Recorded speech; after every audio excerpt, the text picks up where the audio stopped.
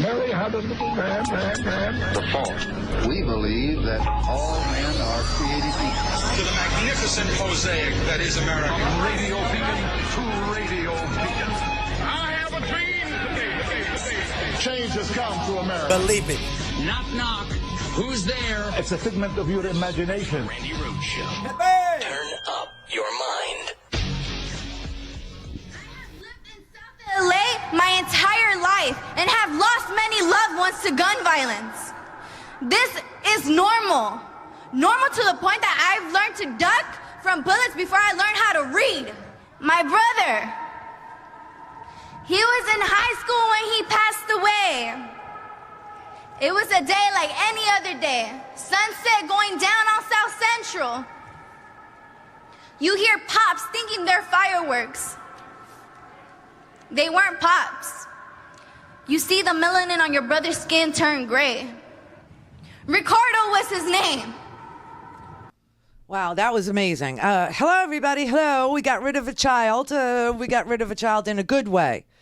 These children on Saturday, the parents of these children and the relatives of these children and the brothers and sisters of these children, they got rid of a child in a terrible way.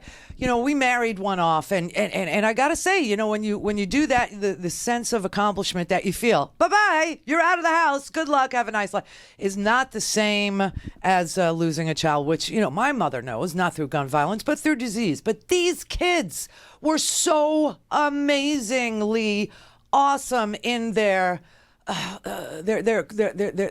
organization, their pleas, their plan, their battle plan for this disease that's it's killing this generation. They've never gone to school a day in their lives where they didn't think about school shootings, or they weren't, on lockdown drills like we used to have fire drills. I mean, it was just, and so this March for Our Lives, it was all over the place. I got to tell you, I know people that marched in Maui. I know Jessica marched in L.A. I know people who marched in New York and D.C. I was in Austin, Texas. There was a march there. It was all over. It was all over the country, and people have had it. And so the NRA is starting to freak out, and the Second Amendment types are starting to go after these kids who are leading these protests because they're gun nuts, okay? And all they know how to do is target things, including survivors of gun violence. I swear to God, how could you possibly want to do any more harm to people like Samantha Fuentes? Regardless of how much money you pay or how much you pray, if you don't change anything today, your children will no longer stay. So when do we say enough is enough? Day in and day out, our kids are getting shot up. And the moment we speak up, we're scolded that we are not old enough. It is as if we need permission to ask our friends not to die. Lawmakers and politicians will scream guns are not the issue, but can't look me in the eye.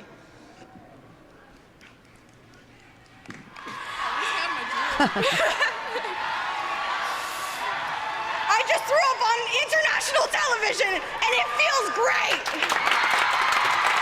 We're not asking for a ban, we're asking for compromise. Forget your sides and colors, let's save one another.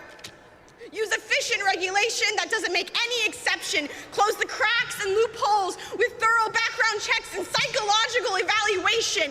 Protect our schools like we do our other government establishments. Use security protocol and methods that are efficient. And one more request, listen. Our mission is simple and our ambitions are unbeatable. Let's keep the guns out of the hands of the wrong people and keep them in the hands of the safe and reasonable. So either you can join us or be on the side of history who prioritize their guns over the lives of others. Oh my God, isn't that exactly the right sentiment right there? That the gun lobby prioritizes guns over our children. The gun lobby prioritizes, their business over the lives of others. This is what I was telling you. You know, all these years, you know, post Columbine, Sandy Hook, etc. You know, I've always been a broadcaster, and I knew we lost our ability to guide a meaningful assault weapons ban or a meaningful bill that would do real background checks and close the gun show loophole and close the internet loophole and, you know, get the states to turn over all the data on every domestic violence, person or any sex offender or anybody who's done any violence, you know, so that they, and I knew after Sandy Hook that we had lost the argument because you had the NRA saying stupid, disgusting, really bone-chilling things like, that's the price we pay for freedom. That dead 6-year-olds was the price we paid for freedom. I mean, that to me, I said, okay, we've lost it. We've lost the argument. The argument is done. It's over. It's lost. Because if America actually agrees with that sentiment, that the price you pay for freedom is dead 6-year-olds in the middle of a classroom and school teachers who teach them dead in the middle of a classroom, if that's the price you're willing to pay to keep on, holding on to these guns, then we've lost it. We've lost the argument. And we've lost morality. We've lost decency. We've lost all sense of, perception about what is important. And of course, the gun business, which is what the NRA represents. They're lobbyists for the industry, for gun manufacturers. And if they can prioritize their business over the lives of 6-year-olds in Sandy Hook, then obviously we've lost the argument. Now, they're still trying. They're still out there. These people are, the gun nuts are so nutty. I mean, they are so without moral compass. They are so lost in their gun culture. They are so lost in the idea that a gun is more important than these kids all over the country who face gun violence in places like Chicago, in places like Baltimore, in places like their schools, in places like elementary school, in high schools, in movie theaters, in all the concerts, the Las Vegas dude, okay? I mean, that's all they care about is their business. Their business. It shall not be disturbed. It's like they're the mafia, and they're still trying so hard to discredit these kids, just the same way that they discredited anybody and everybody who ever spoke sanity about assault weapons needed to be banned the way they were banned from 1994 to 2004, and then we got a Bush. Okay. And then 2008, the Supreme Court came along with a decision that changed the entire course of American history to date. From 1791 to 2008, there was never, ever a Supreme Court that ever recognized an individual right to own a gun. Never happened. And then in 2008, the deceased Antonin Scalia, who our president thinks was murdered by being snuffed out with a pillow over his face. Oh, I swear to God, the lunatics got to write the opinion.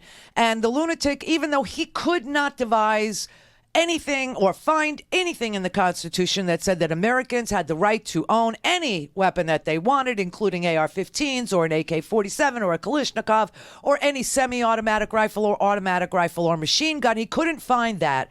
But what he was able to mangle and manipulate was, oh, yeah, there's an individual right to own a gun. No.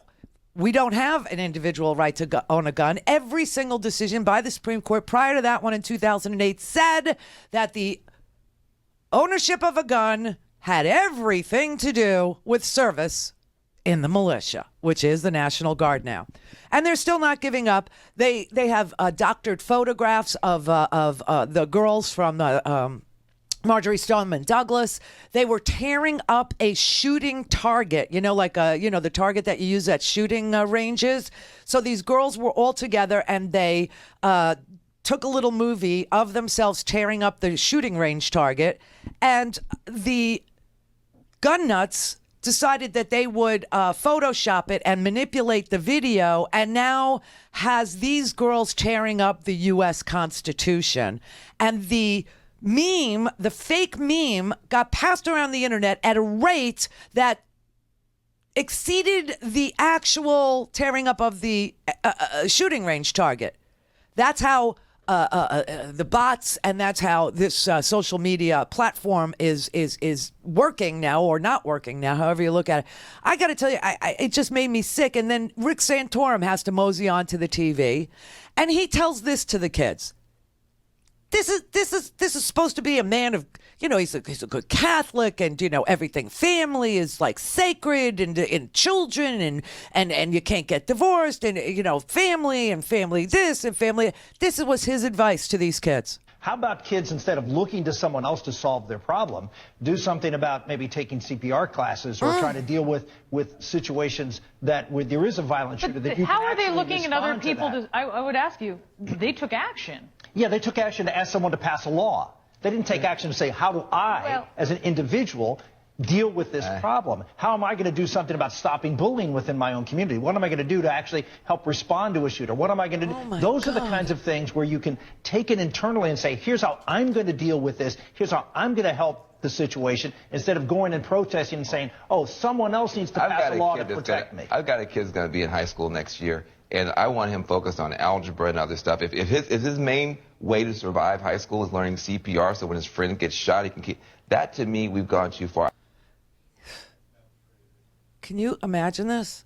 I mean, you had kids as young as 6 years old. You had Martin Luther King's granddaughter up there. You had an 11-year-old girl who was just an amazing advocate for living free in a society. And Rick Santorum said that instead of them using their First Amendment rights to show their representatives, to show the democracy that is America, that there are more people that are for sane gun safety laws and restrictions against owning, semi-automatic weapons of war. Rick Santorum said that instead of protesting to scare the bejesus out of Congress, that they will not get reelected, especially by these kids. So some of them are old enough to vote. Some of them are 18. Some of them are 17 and will be old enough to vote. He said that they should be taking CPR classes and trying to deal with the situation after the shooting occurs. This is a senator. This is a former senator. A senator who wants to keep his gun so bad that he wants the kids to mop up the blood. This is what they should do in school. They should get CPR training and a mop and a bucket and get to work cleaning up the pools of blood that are left after an assault weapon is used to pulverize the organs of 11, 12, 13, 14, 15-year-olds and 6-year-olds. I mean, he's saying we're not going to stop the shooting, so you need to learn how to stop the bleeding. Everybody go to Home Depot and get yourself a industrial strength mop and bucket and a couple of tourniquets, and just let's be glad that the NRA doesn't object to us treating the victims. Because, I could see an argument that they could make going, well, then the shooter would have to pause in the shooting, and it makes it also inconvenient to use your weapon in the proper manner, and you have to stop. And holy crap. I mean, I got to say, Saturday, everybody was, just completely blown away by these kids. Grateful that finally a movement has started. Finally, a generation has come along that said, what you should know about us is we've never been to school where there weren't school shooting drills, and we're sick of it. Enough is enough.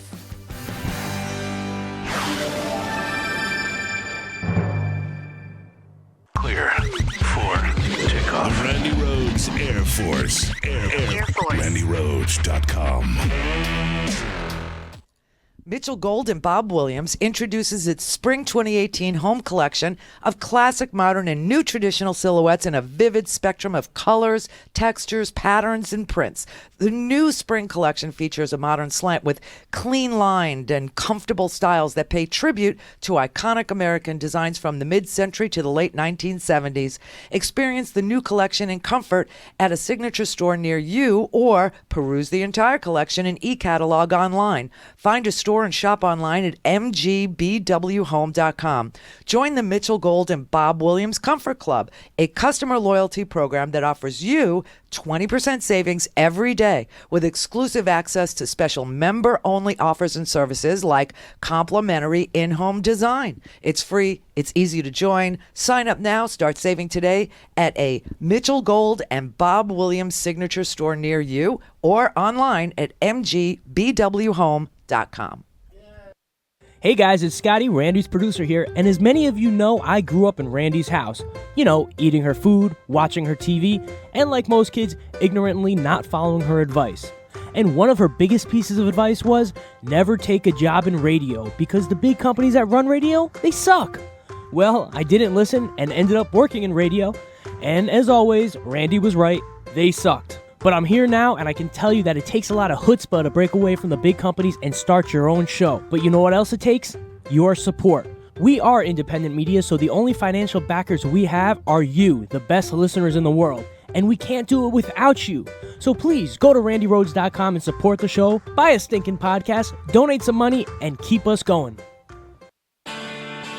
You're listening to the Progressive Voices Network, and here's a clip from Tara Buster with comedian Tara Devlin from RDTDaily.com. Rex Tillerson, he gives a speech to a farewell speech to the State Department, and he tells all of the employees, this is a mean-spirited town, very mean-spirited.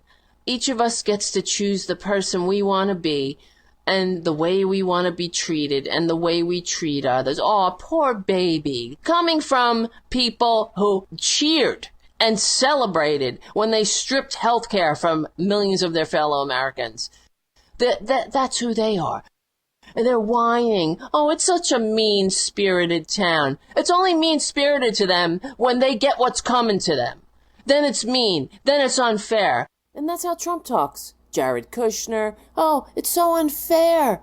Just let him get away with being a traitor. It's so unfair when you accuse Jared of all the things that he's done. They're such whiny little, bitches. I'm sorry, I had to say it. They were traitors long before they got into public office. These are traitors because they're weak. They're weak. And they're vulnerable because of their weaknesses. They're greedy little bitches and also whiny. And I don't know what's worse, really. This is Tara Devlin from RDTDaily.com. That was a clip from my show, Tara Buster, recorded live every Saturday evening on the RDT Daily Facebook page and streamed simultaneously on YouTube and Facebook Live. Replayed Sunday, 6 p.m. Eastern on Progressive Voices, or anytime on demand on the Progressive Voices app. Support RDT Daily and the Progressive Voices Network. Remember, we stick together, we win. All things Randy at randyrhodes.com. Go for launch. Speaking truth to power, the Randi Rhodes Show. No one understood the extent of what had happened. No one could believe that there were bodies in that building waiting to be identified for over a day. No one knew that the people who were missing had stopped breathing long before any of us had even known that a code red had been called. No one could comprehend the devastating aftermath or how far this would reach or where this would go. For those who still can't comprehend because they refuse to, I'll tell you where it went. Right into the ground, 6 feet deep. 6 minutes and 20 seconds with an AR-15, and my friend Carmen would never complain to me about piano practice. Aaron Feist would never call Kira Miss Sunshine. Alex Schachter would never walk into school with his brother Ryan. Scott Beagle would never joke around with Cameron at camp. Helen Ramsey would never hang out after school with Max. Gina Montalto would never wave to her friend Liam at lunch. Joaquin Oliver would never play basketball with Sam or Dylan. Elena Petty would never. Carol Lugren would never. Chris Hickson would never. Luke Hoyer would never. Marquine Duque Aguiano would never. Peter Wang would never. Alyssa Al-Hadaf would never. Jamie Guttenberg would never. Meadow Pollock would never.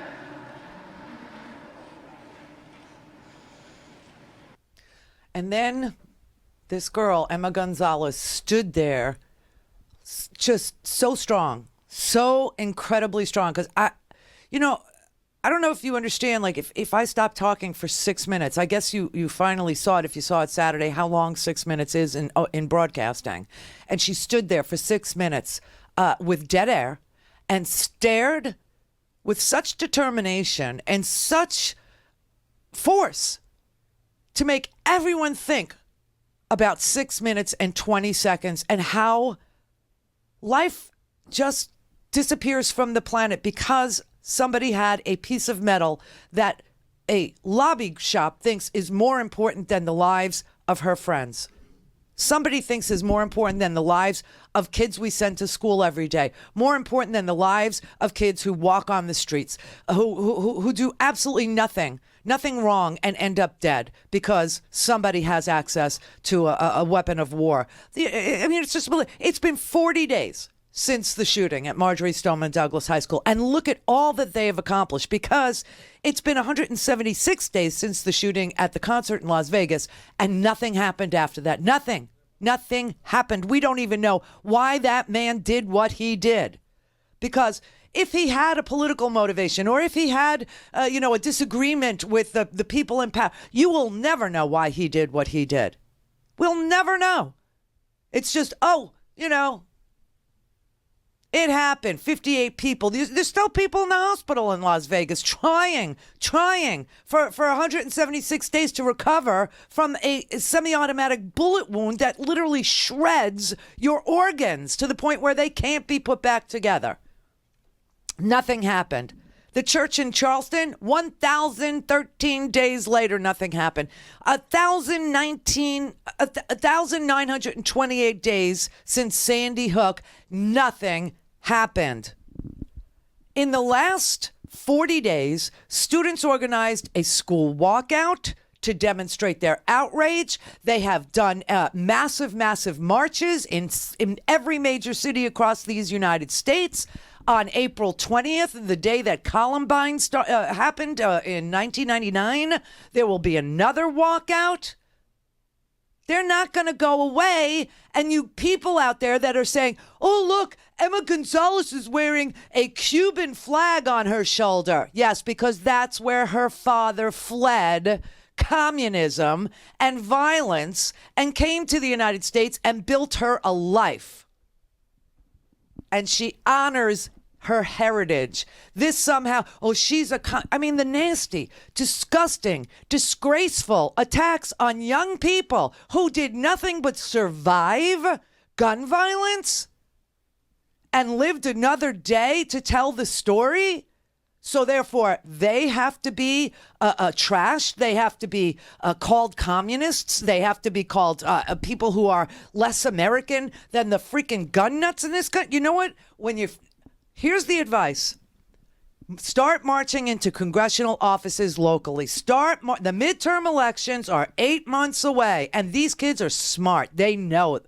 They know this. They're getting people registered to vote at these events. They're getting people who are 17 in Florida. You can register when you're 17 in Florida if you will be 18 on voting day, which I think is November 6th this year. And they're doing it. And so what you have, while you have a lot of gerrymandering in this country, while you have a lot of, secure gerrymandered ruby red districts and secure gerrymandered blue district, there are 40 competitive districts, and we don't need that many. If we got all 40, you'd see something happen. Okay, we need 24 to move some legislation in the House, but there are 40 contested districts. And you can do this. In Pennsylvania, in Philadelphia, there's a guy named Ryan Costello. He has an A rating from the NRA, and he is challenged by many Democrats, including one named Chrissy Houlihan, who is a former Air Force captain who supports closing the loopholes, the gun show loophole, the internet loophole, requiring a registry, requiring, that federal that assault weapons bans are put in place federally. And because Pennsylvania has a Supreme Court that ruled the gerrymandered districts unconstitutional, his seat is now in play. Ryan Costello must go. His seat must be filled by somebody who is worthy of these children. South Florida, you got Carlos Curbelo down here. He's an NRA lapdog. He is being challenged by several Democrats. You have a girl down here named Debbie Mucarsel Powell. Her father, Debbie Powell's father, was shot to death when she was 24 years old. She is running to take Carlos Curbelo's seat, and she ought to win. She's for a military-style assault weapons ban, like a ban on the AR-15. She wants strengthened background checks. She wants, domestic abusers and people affected by mental illness and terrorists who are on the no-fly list to be included in a background check. Mandatory. And this is a swing district, okay? It goes between Democrats and Republicans. So you can do something right away. Minneapolis, St. Paul, the second and the third congressional districts there. They are up for grabs.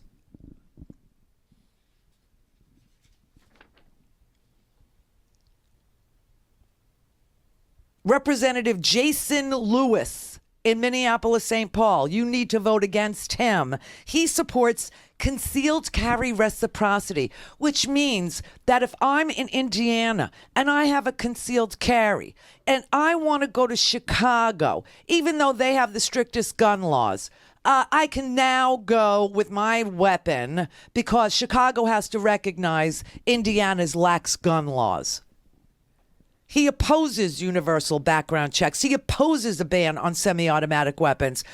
And then the person in the second district, Eric Paulson, has the same position on concealed carry reciprocity, and he's against universal background checks. Both these guys have A ratings from the NRA, and both of them have opponents who are exactly a 180 from them. They support sensible gun laws. Up in the Catskill Mountains, okay, right outside New York, about 45-minute an hour drive outside of New York.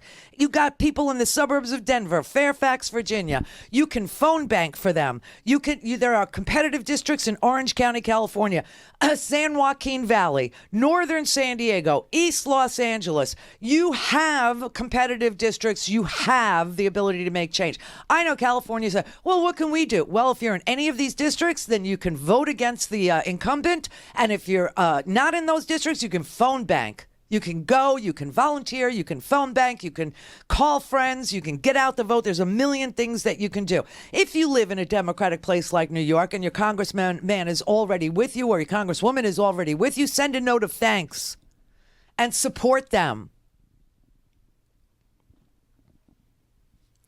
There is nothing more clarifying on Capitol Hill than watching their colleagues pay the ultimate price, the death of their political career, to make them change their ridiculous position.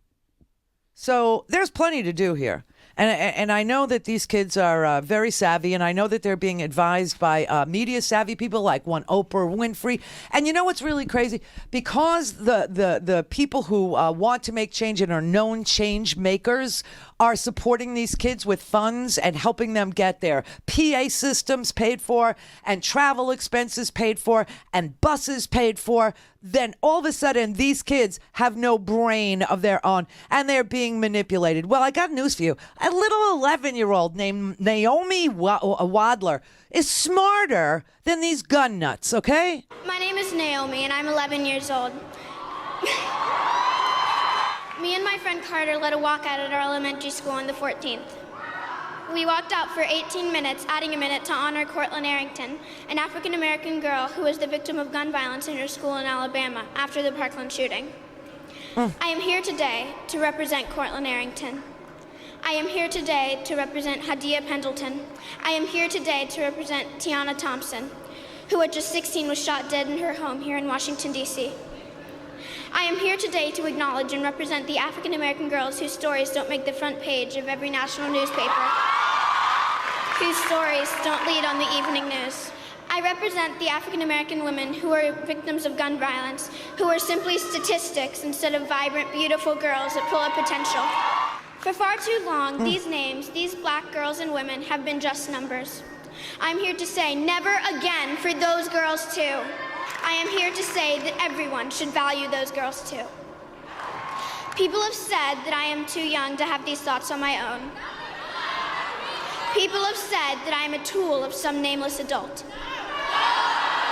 It's not true. Oh, I just loved her. I have to tell you, she got to my heart. All these kids, all of them, they're so strong, they're so tough. And what is the goal of the Republican Party? Not to stop gun violence, just mitigate it a little by learning CPR. Grab them up, grab a bucket, get a sponge. Oh my God. They are so terrified, these Republicans, of being primaried by an NRA-approved candidate, and that is why they are hopelessly stuck in the past. And that is why they are hopelessly caught telling children, 11-year-old children, to learn CPR, to not ask their government who represents them at a point in their lives when they can't vote, when they can't make their voices heard any other way, to sit down, shut up, and learn CPR. Rick Santorum has got to be exactly what, when you Google his name, shows up. That is what Rick Santorum is. Somebody is aptly named. That just blew my mind. And the targeting of these kids, the targeting of them and saying that they're too stupid and somebody's putting words in their mouth and that they didn't have the experiences that they're telling you that they had, and the trauma that goes with it. And it goes with them everywhere they go, every single day. When you watch your friend be killed in front of you, I mean, it was the girl that she was so awesome because, I mean, just the maturity of this movement, the maturity of these kids, the maturity of their ability to stand there for 6 minutes and 20 seconds and say nothing. Or, okay, the reason why that girl threw up on the stage, I don't know if you realize this, but she was shot in both her legs and in her face. And she's probably, still suffering, from some internal wounds, and the tension of standing up and speaking publicly like that. Her stomach just cramped up, and she threw up on stage. And what did she say? She said, "Hey, I just threw up on international television, and it felt great." The maturity of these kids. You put that next to the immaturity of a Rick Santorum. How about kids, instead of looking to someone else to solve their problem, do something about maybe taking CPR classes or trying to deal with situations where there is a violent shooter? That you how are they looking at other people to? They want our kids to be first responders too. Oh my God. Our kids should be the first responders too. They have to learn trigonometry, which I guarantee you half of these gun nuts, or 3/4 of them, couldn't get through a class. They have to learn trigonometry. They have to take American government. They have to sit in civics class. They have to. And then they should also take time out of doing their homework and attending classes and all this stuff and all their extracurricular to learn to be first responders too. Are you freaking kidding? How immature is this that you value and worship a piece of metal so much that you would tell 11-year-olds to be first responders too? How twisted is this? I gotta say, that just ripped my guts out because of the stupidity of it, the immaturity of it, the audacity of it, the ignorance of it, the cruelty of it.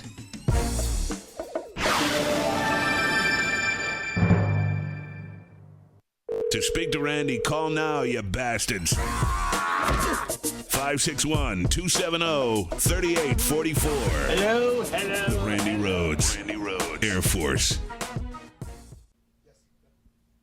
Herky Jerky has a screaming case of March Madness, so let the games begin. Try Herky Jerky's delicious game jerky and meat sticks. all herky-jerky staples for more than 25 years. They're talking about their famous buffalo, elk, and venison, which contains less fat and carbs than beef. And because theirs are farm-raised and grass-fed, they don't have that woodsy taste like some of the other kinds. If you've never had buffalo, elk, or venison meat, it's time to give it a try. They are healthy, they are tasty, and this month, all of the game jerky packs are $5 off. The venison sticks come in hot and mild, and they were once voted best in the country at a major food show on the West Coast, and from that point on, it's been their best-selling item. Whether you're already a fan of game meat or have never tried it, now's the time to take advantage of the savings. $5 off all month long and free shipping with 2 packs or more of anything in the store, including the beef, the bacon, and the turkey, too. No promo code needed. Just try some today. Go to herkyjerky.com. Hello, I'm Casey Hobbs. And I'm Shane Mason, and we're the hosts of Nurse Talk Radio. Here's what we're talking about this week. In a nearly unanimous vote, Kaiser RNs and MPs in California voted to authorize the California Nurses Association bargaining team to call a strike if needed to achieve a fair contract that provides safe staffing and demonstrates respect for nurses' contributions to Kaiser. With 99% voting yes to authorize a strike, RNs and NPs have sent Kaiser a clear message that there's overwhelming support for the CNA bargaining team's demands and that nurses are ready to strike if needed to make sure patients get safe care. We just heard that there has been a tentative agreement, and here with us to talk about it is RN and co-president of National Nurses United, Deborah Berger. It's really exciting news. Yeah, Congratulations. This is great. So first off, how does this contract improve patient care? Well, we got several staffing enhancements that address nurses' concerns about their ability to provide safe care to their patients. We've won 150 full-time equivalents of campus support nurse positions, so that will allow nurses to deal with emerging situations that do require extra staff, but often we don't have enough available immediately. So that was key. And then Kaiser's going from an acuity system where the nurses have already in the contract a number of protections for making sure that the system is transparent and will be able to better advocate for improved patient care within the system. Thanks for listening. You can find more information about these topics at nursetalksite.com or nationalnursesunited.org. This podcast is powered by National Nurses United, the nation's largest union for registered nurses. Call in, connect. To speak to Randi, call 561-270-3844. 561-270-3844. I just think it's completely absurd that he's even thinking about teaching us CPR when we're having gun violence all across America and even in our schools. The fact that he's saying CPR when my friends are dying on our floor and nothing's being done about it is just horrible. I think he's just using it as a distraction to get the attention away from guns. And I have 2 things to say on that. I think it's important to realize that there are many programs out there that work to ensure, especially in communities that are heavily affected by gun violence. I saw last night on the news that there's a program in Chicago where they work to ensure that students are able to respond and administer whatever first aid they can, assuming the person's still alive. But at the end of the day, if you take a bullet from an AR-15 to the head, no amount of CPR is going to save you because you're dead. Hello, Rick Santorum, you disgusting NRA devotee. Oh my God, you are a subservient little one, aren't you?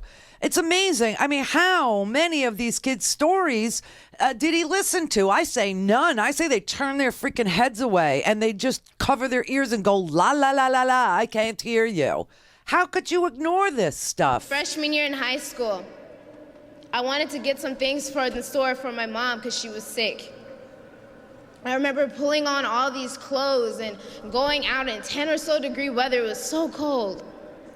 Get to the store, grabbing all this stuff, thinking maybe she needs this, maybe she needs that, and finally getting into line. This guy in front of me all of a sudden gets upset because he didn't have enough money to pay for the things that he wanted to buy. So finally, when I check out, I walk to the door and I'm ready to go when I hear a scream and a bang. I turn around and see he's grabbing all this stuff, pushing it into every crevice of his body, trying to grab as much as he can. When he finally turns to me, He comes towards me and I couldn't move, I couldn't breathe, I couldn't talk, I couldn't think. All I remember is seeing dark jeans coming towards me. He pulls out this silver pistol and points it in my face and said these words that to this day haunt me and give me nightmares. He said, if you said anything, I will find you. And yet I'm still saying something today. Guns have long scared our children, corrupted our adults, and publicly silenced our government. Guns have become the voice of America, and the government is becoming more negligent by this predicament by the day. Join me in sharing my pain and my anger.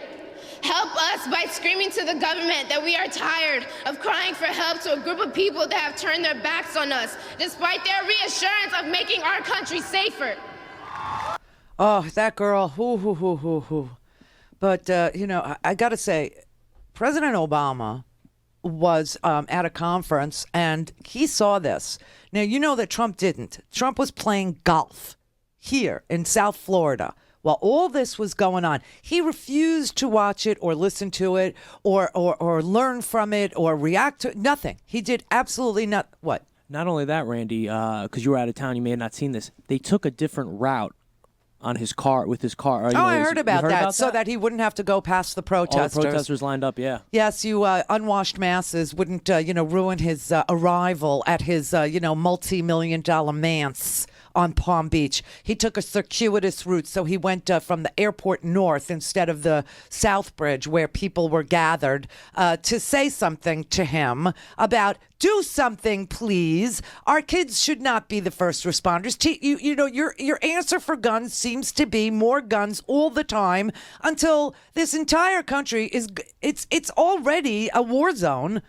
But Obama had a different thought. A number of the young students in this school, Parkland, organized a rally. They decided we're not going to be silent victims of the gun violence that is so pervasive in the United States.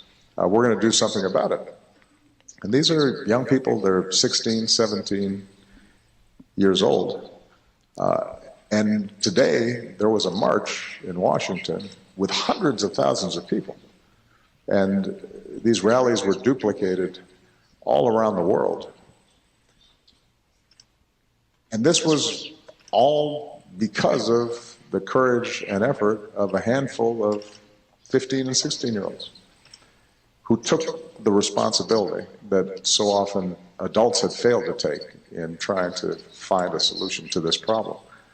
And I think that's a testimony to what happens when young people are given opportunities. And I think all institutions have to think about how do we tap into that creativity and that energy and that drive, because it's there. It's just so often we say, wait your turn. And in the meantime, then that energy dissipates. It isn't dissipating this time. It really does feel real to me. This feels like, it's funny. When it reaches into children, when it reaches into schools, whether it's universities or high schools or even below that, it seems to me that kids are still able and energetic enough and smart enough to organize. The Vietnam War, the only reason why people protested the Vietnam War in such numbers was because we had a draft, see? And the draft was hitting every 18-year-old in the country. The draft was, ever present in every male who was 17 or 18 years old. It was present in their mind. It actually increased people's ability or eagerness to go to college because there was a deferment for that. And so people did all kinds of things during that the era of the draft. And this feels like that, except you can't get deferments from violence in your school. You can't get a deferment from violence on your street corner. You can't get a deferment from going into a convenience store to get some stuff for your mom's flu and have a guy point a gun in your face. You can't get deferments from that. And so just like the Vietnam War, but they don't have the out, right? They don't have the ability to rethink their path in life. They are organized and they are committed. And I think they understand that change does not happen overnight. I think they're very clear because they're educated properly about the history of America, that these movements have to be sustained, nonviolent, and that they have to capture the attention of the media. And that they have to call people out and embarrass them when they say stupid things like Rick Santorum or Stephen King of Iowa, who criticized Emma Gonzalez because she has all these patches on her jacket. And one of them is to celebrate her Cuban heritage. It's a flag of Cuba.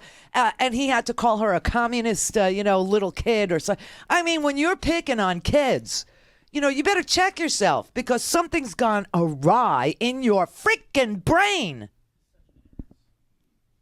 Something in your value system is completely corrupt.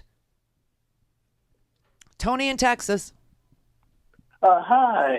Hey. Yeah, I'm agreeing with you that kids should not be told that they need to learn CPR. It's like traumatizing for them. Like, you're seeing a guy bleeding out right in front of you, and they're being told to learn CPR. It's not going to help. It's just going to traumatize these kids, and then they're going to have problems, and it's going to affect them for the rest of their life.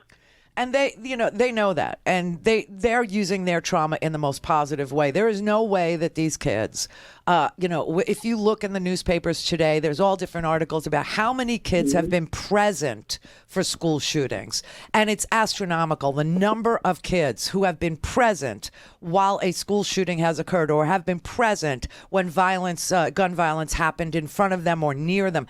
I mean, it's like it's almost like none of our kids have been unmolested by this. And that's why I'm saying this reminds, I wasn't old enough to really participate in any of the Vietnam stuff, but I certainly know what it was about. And it was about young people being fearful that they would be drafted and sent to a far-flung place that didn't matter at all to us. It was, it was about a French occupation gone wrong. And they were being asked to go die for this occupation to continue of Chinese play, and they said no, and these kids are saying no, and they've already been traumatized because they think about it every day, that it could happen, that it has happened in every nook and cranny of their lives. Mm-hmm. And also, I feel like the generation, I was born in 1998, so I think my generation. Yeah. Yeah, we're like more. We see it to the past, and I noticed as much that most of the people that were protesting were young people that were motivated, that were Martin Luther King, the Vietnam War, all those protests. Cesar Chavez. Great examples right there. They rose up and said, enough is enough. Yeah. And it was the power of the young, the power of that pushed them forward. Truly. And then our generation is literally seeing this shit coming at us head on, and we're just like, what the fuck? Yeah, it is a WTF moment. There's no question about it. And I'm so glad that people are responding to it with maturity and energy and ideas and commitment and decency and nonviolence and, moving in a moving, emotional way that it's kind of hard to look at the TV and not say, oh, my God, what have we become? What have we degenerated into? I mean, it's a beautiful thing. And yes, it's the providence of the young. There's no question. And I missed all the really good stuff because, in the 60s, I was a toddler. And so I missed all that stuff. I only, learned about it, in the wannabe 70s, And then the 80s, it all got really hairbandy and bad. So, this is like full circle. And again, then I was too young. Now I'm almost too old. But we did show up. Everybody showed up. Parents are showing up. And that's my role now is as a parent. Jessica was out there in California. She said 6,000 people showed up at her rally. And that's in California where you have an assault weapons ban. You have great gun laws. But they're just so motivated. And it's just such a privilege to be near it. I can't even tell you how optimistic I felt on Saturday.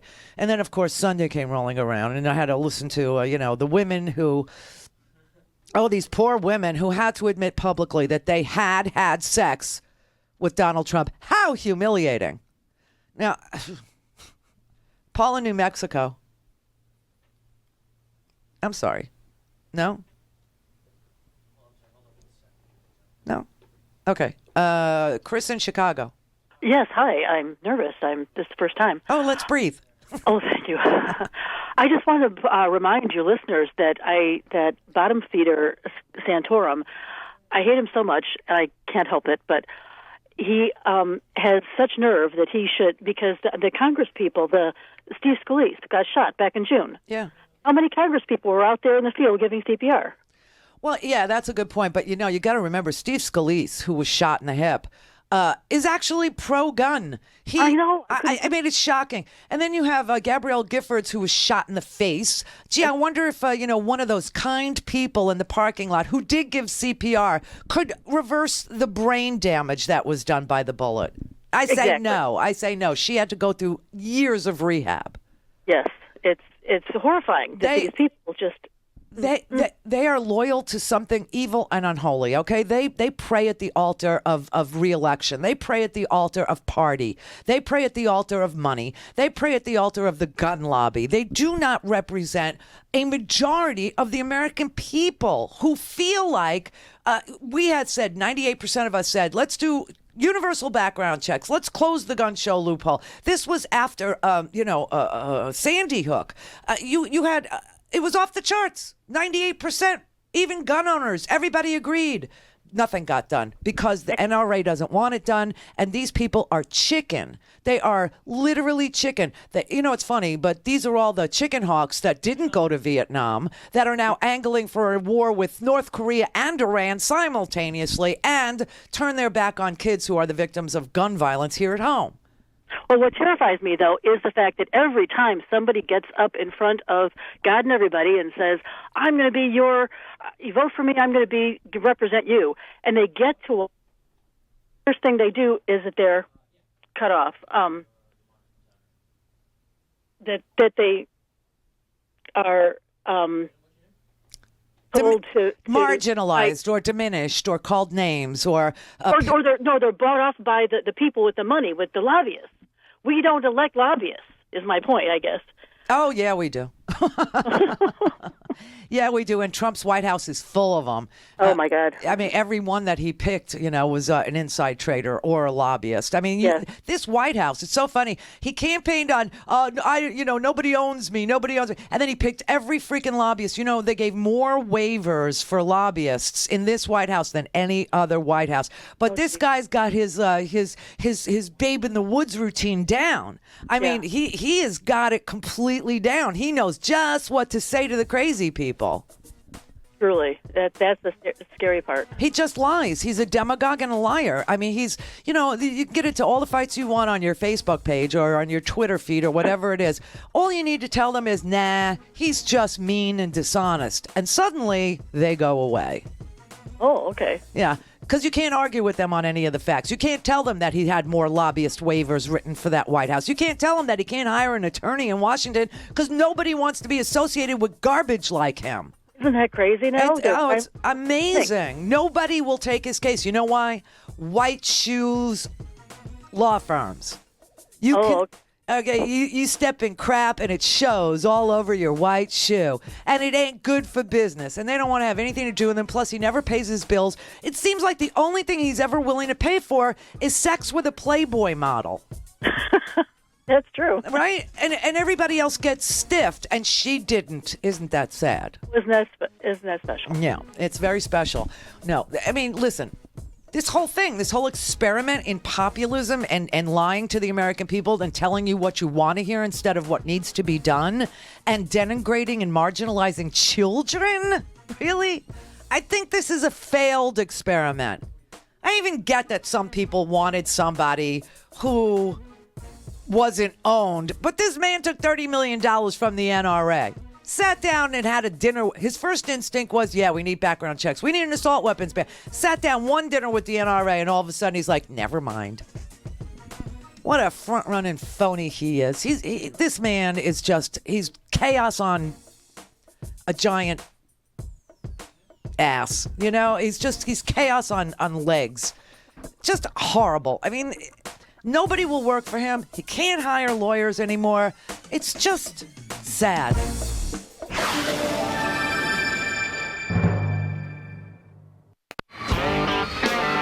For a commercial-free, on-demand, whenever, wherever listening experience, visit RandiRhodes.com for your personal premium podcast today. Now, the top of the hour on the Progressive Voices channel on TuneIn presents the Green News Report. If you had a message for Washington right now, what would it be? We need help. Please. Puerto Rico still in the grip of crisis 6 months after Hurricane Maria, while new documents reveal Trump's FEMA failed to respond to calls for assistance. We see it in bottle after bottle, and we see it in brand after brand. Your bottled water is likely contaminated with microscopic plastic. Plus, the world's last male northern white rhino has died. Another charismatic species slips into extinction because of humans. All of those stories and more straight ahead. From BradBlog.com, I'm Brad Friedman. And I'm Desi Doyen. Stand by for 6 minutes of independent green news, politics, analysis, and snarky comment. Ivanka has been getting some heat for tweeting this picture of herself dressed like Science Barbie. Just like a real Barbie, she has no scientific credentials, and the space where her heart should be is a hollow plastic shell. Harsh. This is your Green News Report.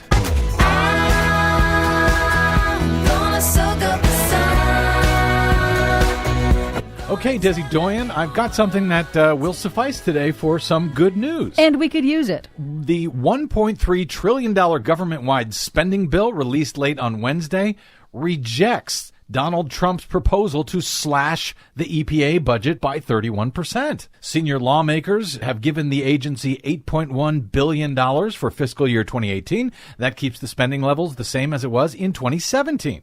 So it still needs to pass both houses of Congress before Friday, when the government could shut down if this doesn't pass. But this looks like good news. In addition to that $8.1 billion for the EPA in the main section of the bill, they also give $763 million in another part of the bill for various other EPA programs related to water infrastructure, cleaning up polluted Superfund sites, and so forth. Well, that is some good news. It's nice that the EPA's budget will get a temporary reprieve. It is. So now that I've found good news, how are you going to ruin it all for us today? Well, Tuesday marked 6 months since Hurricane Maria made landfall in Puerto Rico as a Category 4 storm. It caused catastrophic damage and triggered the longest blackout in United States history. Yes, there is progress in the island's recovery, but blackouts are frequent and more than 100,000 residents are still without power in rural areas. Maria caused roughly $100 billion in damage to Puerto Rico, but Congress so far has approved only $23 billion in disaster assistance,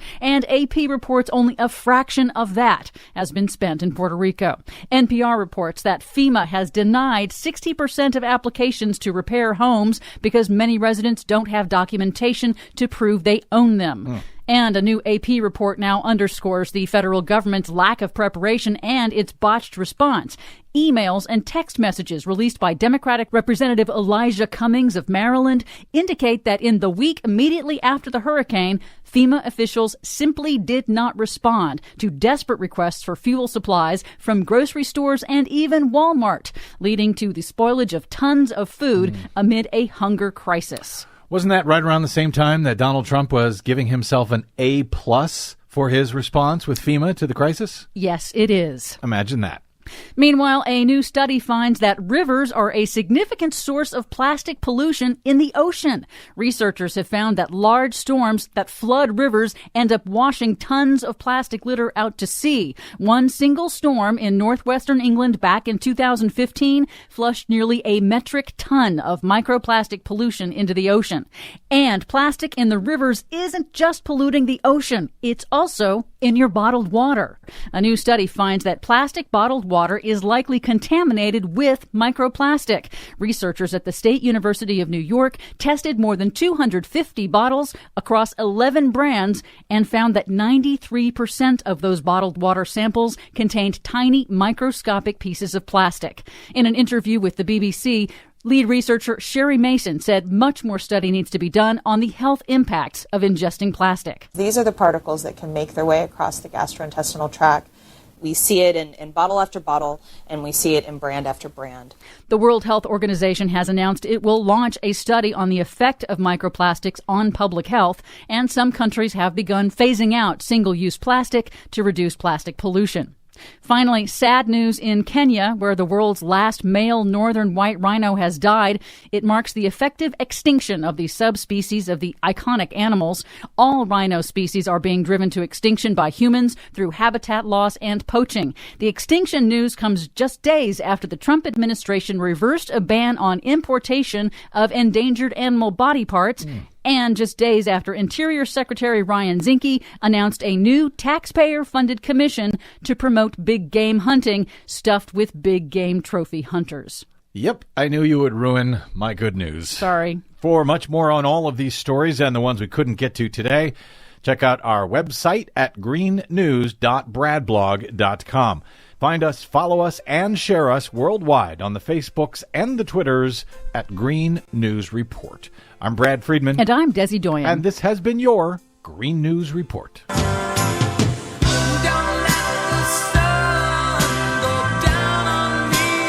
Please help Progressive Voices support the Green News Report by stopping by bradblog.com/donate. Mary had a little man. The fault. We believe that all men are created equal. To the magnificent mosaic that is America. From radio beacon to radio beacon. I have a dream today. Change has come to America. Believe it. Knock, knock. Who's there? It's a figment of your imagination. Randi Rhodes Show. Turn up your mind. The FBI failed to protect these kids. The sheriff's office failed to protect these kids.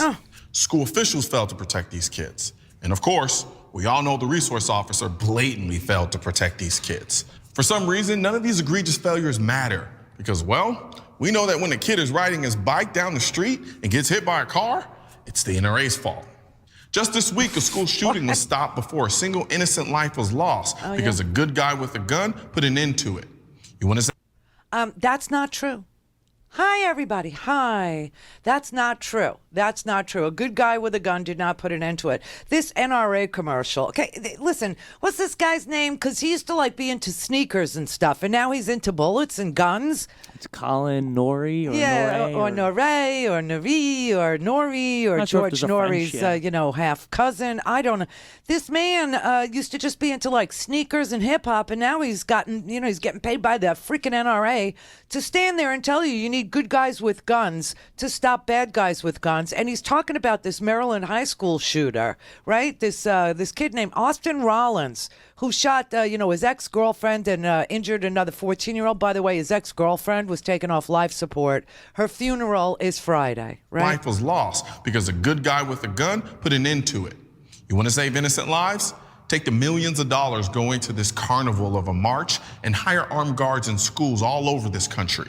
All right, I can't take it anymore. These NRA commercials, with their clenched fist of truth and all it's just, the lying is endless. We now know what the cause of death for Austin Rollins was, the 17-year-old who opened fire on his classmates in this Maryland school. Here's the St. Mary's County Sheriff's Office.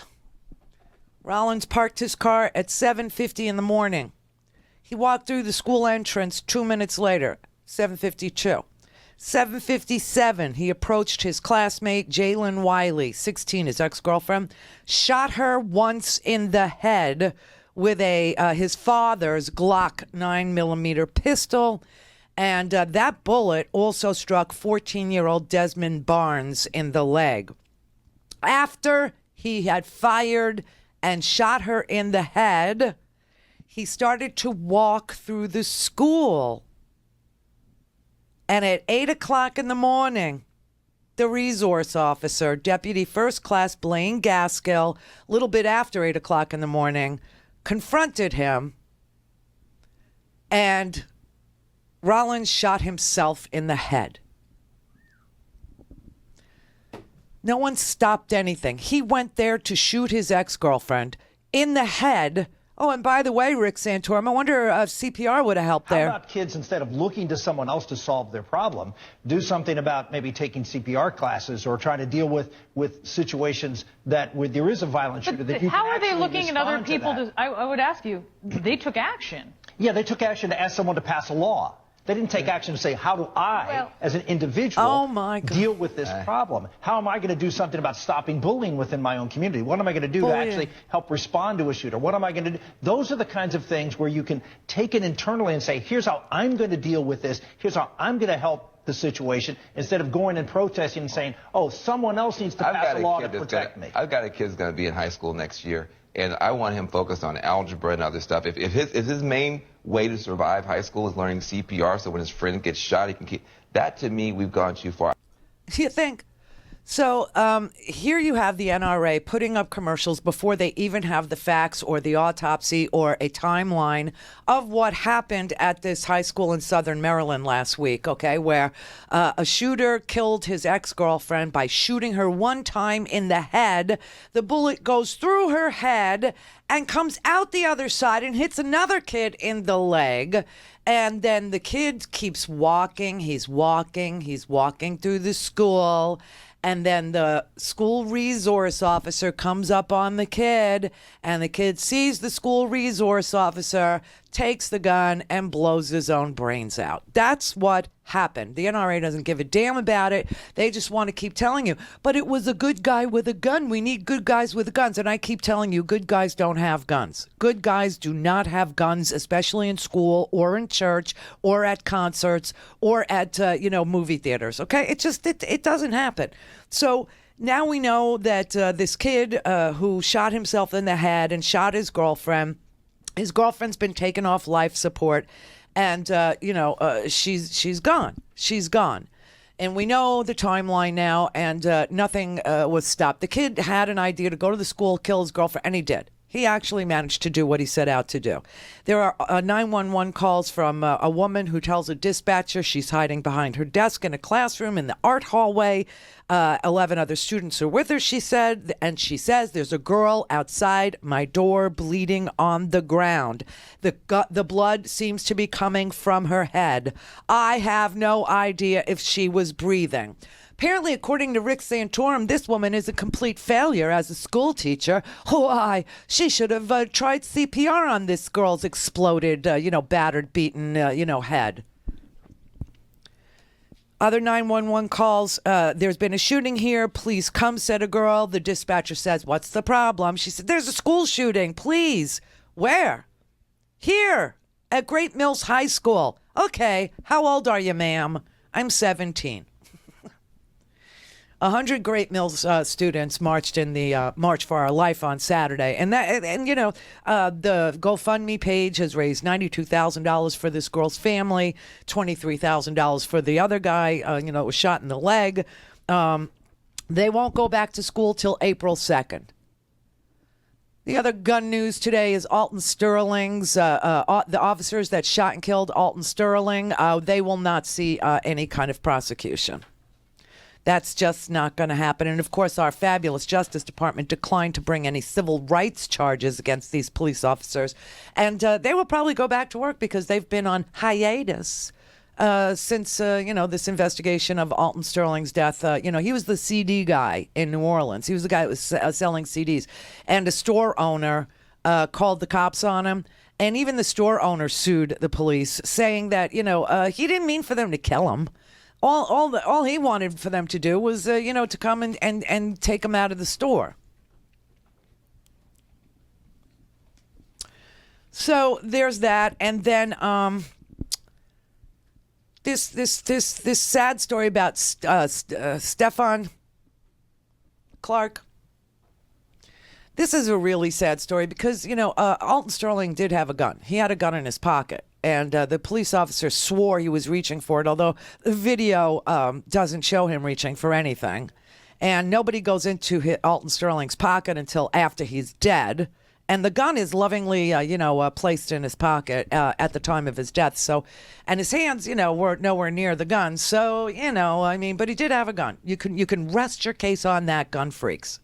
There you go. I'll give you that. However, Stephon Clark, no gun. Cell phone, 22 years old, father of two, 1-year-old, 3-year-old, dead, killed in his grandma's backyard. Now, people are going to call and they're going to say, Stephon Clark was the criminal. He had committed a crime. He had committed crime. All right, let's say this. I accept that Stephon Clark made mistakes, none of which have a penalty of death associated with them, like breaking a window or hopping fences. None of those have death penalties associated with them. But let's say Stephon Clark made mistakes at 22 years old. That doesn't relieve you of having the conversation about the police's mistakes. And here is the issue. It's not whether the police, need to be tested. Like they should go through some training where a big black man comes upon them in their training and goes, boo! And you see if they reach for their gun. That should be part.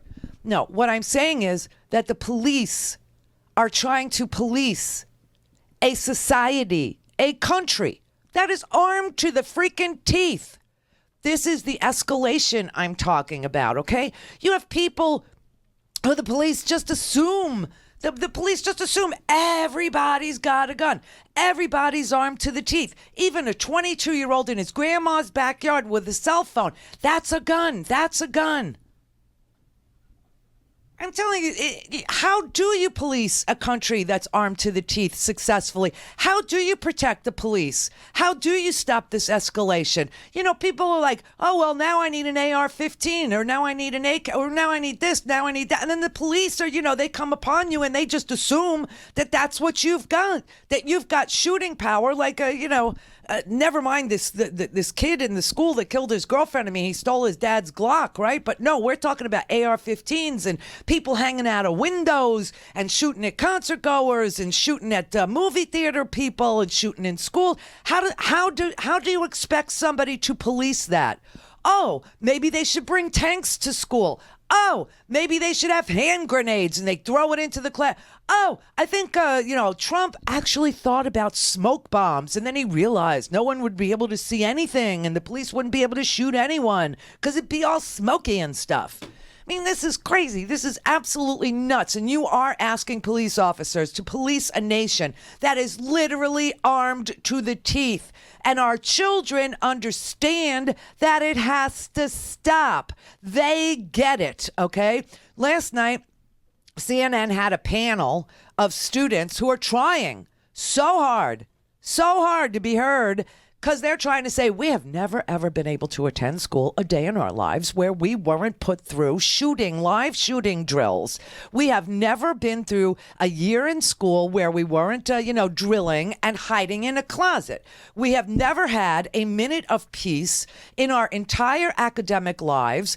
Every single solitary thing goes through your head every single day. They don't feel safe at their school now. They don't want teachers armed. That is not the answer. They don't want more guns. They want less guns. And today, the former, I've been telling you about this Heller case ever since they started this, the protests. The kids at Marjorie Stoneman Douglas finally said enough is enough, and they started the hashtag Never Again, and they organized this rally, and we knew it was going to be this Saturday, and it was unbelievable. It was a mature, full of depth and understanding of the issue. It was smart. It was well organized. The speeches were gripping. The people they chose to speak, 11-year-old girls and Martin Luther King Jr.'s granddaughter, and girls who grow up in fear of their lives in South LA, girls who grow up in fear of their lives in Chicago, girls who grow up in fear of their lives from Great Mills High School now, girls who grow up and boys who want to protect the girls, boys who want to be men, but don't think that escalation is the answer. They want to use their brains to figure this out. And they understand that there is no individual right to own a gun in this country. It was only decided one time by Scalia. And today in the New York Times, the former Associate Justice of the Supreme Court, who was appointed by Republican President Gerald Ford, John Paul Stevens, wrote another op-ed. Now, he's written many of them, because he was on the court when Antonin wrote this crazy opinion that you could ignore the preamble to the Second Amendment. You could ignore the right, the preservation of a free state being necessary, right? A well-regulated militia being necessary for the preservation of a free state. The right of the people to keep and bear arms shall not be infringed.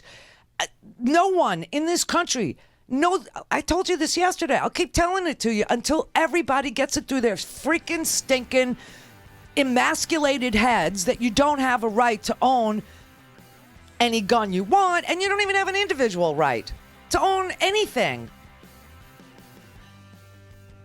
Not one single Supreme Court ever found that there was an individual right, that it was always about your duty to serve in the well-regulated militia. Everybody who had a weapon had to be in service to the well-regulated militia that we then, needed 200 years ago because we didn't want standing armies. Everybody was freaked out by the Revolutionary War, and they just didn't want standing armies. So they said, you know what, we'll call the people, and they'll muster, and they have to bring a serviceable firearm and a certain amount of gunpowder, and it has to be in their pouch, and, we'll inspect it, and we'll train them, and that'll be the militia. Clear for takeoff. Randi Rhodes Air Force. Air Force. RandiRhodes.com. Mitchell Gold and Bob Williams introduces its Spring 2018 home collection of classic, modern, and new traditional silhouettes in a vivid spectrum of colors, textures, patterns, and prints. The new spring collection features a modern slant with clean-lined and comfortable styles that pay tribute to iconic American designs from the mid-century to the late 1970s.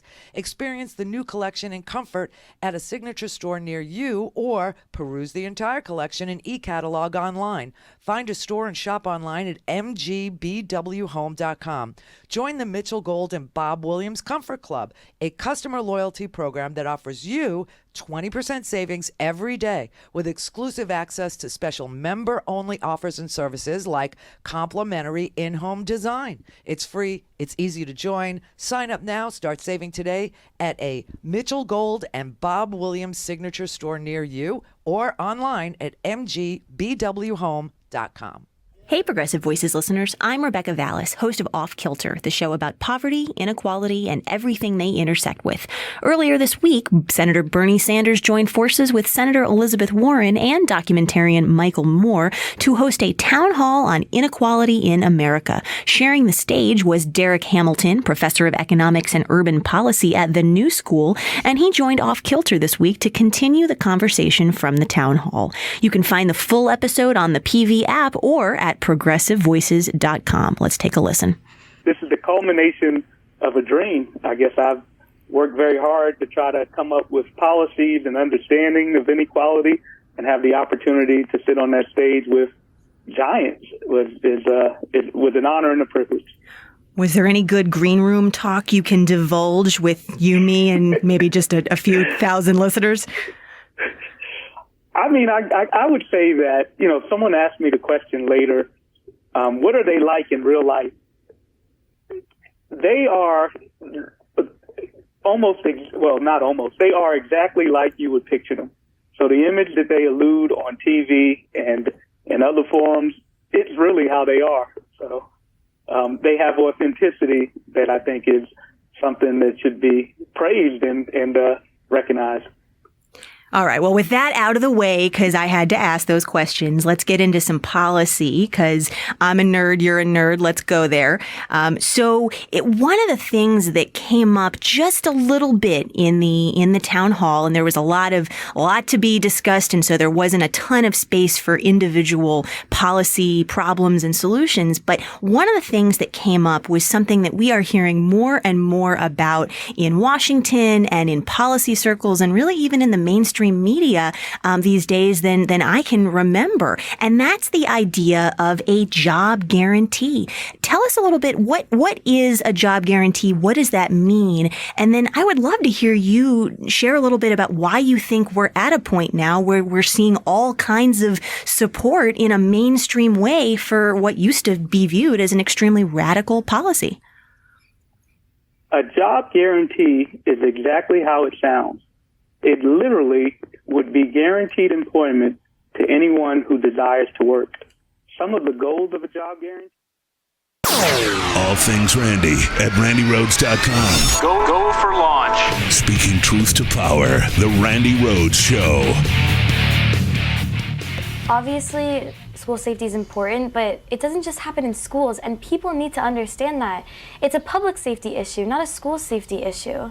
So we need to fight the problem from the core, which is guns. You'll notice in all these shootings, not just the ones in schools, in movie theaters, airports, churches, nightclubs, there's no specific mental health issue that you can tie to every single one. The only thing you could tie to every single one is weapons that belong in the hands of soldiers, in the hands of citizens who are untrained. Do you think that the more than 200,000 people who came out yesterday agree with all of the points that you have been asking for here? Well, Delaney, we got some news.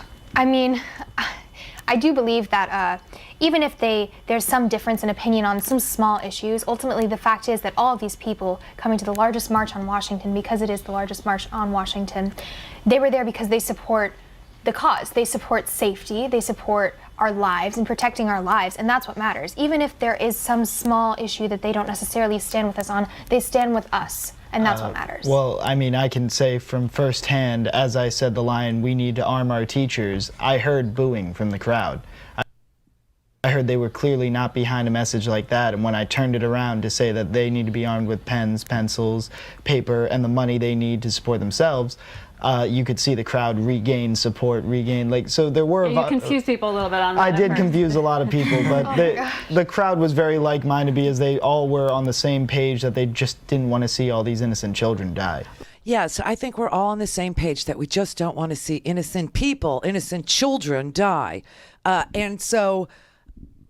First, let's do one thing. Let's find out what it is that these students really, really want, okay? They have a 5-goal plan, 5 things they want. The first thing they want is to fund gun violence research, okay?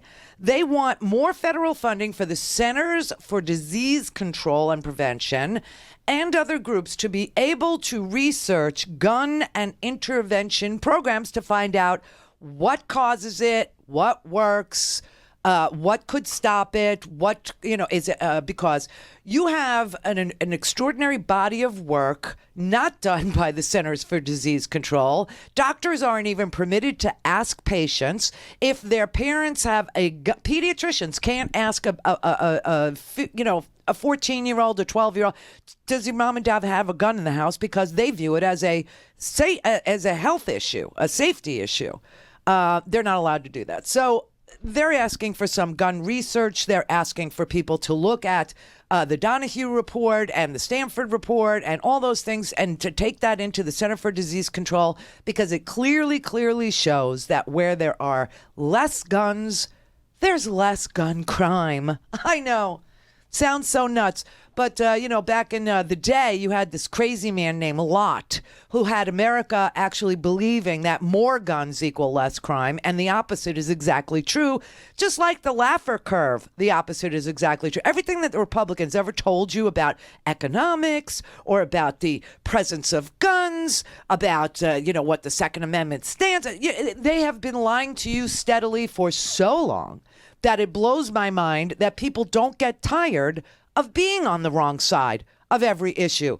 Like saying trickle down works, and then watching the economy tank under Reagan, and watching the stock market in 87, Black Monday, watching the stock market 2008 just crash, losing 40% of the value of your home, maybe your 401k, maybe your IRA, and they still say, oh, trickle down works, we should give a tax cut to the giant corporations. Oh, and by the way, we need more guns. That's the solution. And that is what they're teaching their kids. I swear to God, these crazy, misguided people. The issue here is the politicians on the left are trying to take away the gun rights one by one. It will start with assault rifles, and then it will continue until they take every arm in America away from the people. I understand. So you're pretty dug in on your side. You don't see a common ground. You're not going to be able to find common ground. I don't think it's good to compromise your rights. Do you feel as though all the students and all of their momentum and all of the energy is a movement or a moment? It's a moment for the people who only see this as an issue that's only for Parkland. It's only a moment for people who aren't affected and who don't see the results in their daily life manifested. But for the students of color who don't get the airtime on TV and who are disproportionately affected, this is their lives. Yeah. So when it comes down to it, they have to live with this every day. So it's never going to be a moment. There were students before Parkland, and there'll be students after Parkland fighting for this issue. We're going to show up November. We're going to show up next November until this issue is solved. They're determined, these kids, and nothing's going to deter them. And that's why it's so important to read this op-ed written by John Paul Stevens, okay? But first, we wanted to go through their 5 goals, okay? And so they want gun violence research funded. They want the Bureau of Alcohol, Tobacco, and Firearms to eliminate the restrictions such as that federal gun databases be non-searchable. Do you know that that is the position of the ATF right now? That is the law right now, that their databases are non-searchable because people love their guns so much. They don't even, I got a phone in my pocket. I'm trackable on a GPS. If I commit a crime, the police can figure out, where I am just by my cell phone. But God help you, if you have a gun, no one should know that. No one should know that. So, you want the federal gun databases to be searchable. You want a requirement that says that, all of these databases have to be fed into the NICS system, and that it's a mandatory background check, and, whether. But I'll tell you that there are a small number in this country, a very small number of fully automatic weapons. There are a small number of short-barreled shotguns in this country. They're registered under the National Firearms Act, okay? And in the district of, in Washington, D.C., in Hawaii, there's a requirement for registration of all firearms. New York requires the registration of even handgun purchases, okay? And the courts have been asked whether or not New York's handgun registry law is constitutional. And the courts have said, yeah, there's no challenge here. Of course it's constitutional. There is no constitutional right to self-protection, believe it or not. And there is no constitutional right to hunt. It's just not there. It might be in your state constitution. If you live in Pennsylvania, it is. But it isn't in the federal constitution, and therefore it breaks no federal law if somebody wants a gun for hunting that they have to register that gun for hunting. If somebody wants a handgun for their house for self-protection, they have to register that handgun for self-protection. There's no individual right at all. So that's what they want. And the courts agree with them. And 63% of Americans say that they support, quote, requiring gun owners to register their guns with a national gun registry. Only 26% oppose that. 26% oppose it. Okay? The other thing they want is universal background checks. Is that constitutional? Well, let's see. In 1997, the Supreme Court was asked whether or not a background check system was constitutional. A federal background check system and a federal background check for all purchases. And in 1997, the Supreme Court struck a number of very limited provisions in that that would require state and local officials to perform some of the background check duties. And they said, no, those background check duties do not belong with local and state. It belongs to the feds. That's what they struck. But they said, of course, you could have a federal background check system, okay? In 2014, the Supreme Court was asked again whether or not a federal background check system was constitutional.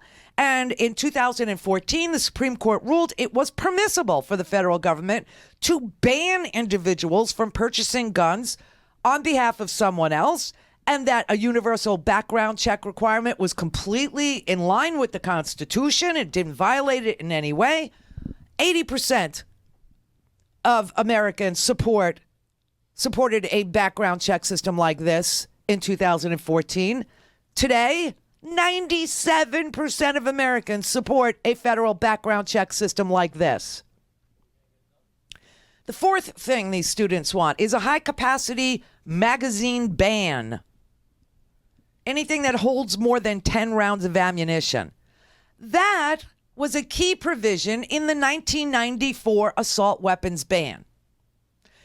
That 1994 assault weapons ban has been credited by the people who research gun violence as being invaluable to reducing the toll of mass shooting deaths during the 10 years it was in place.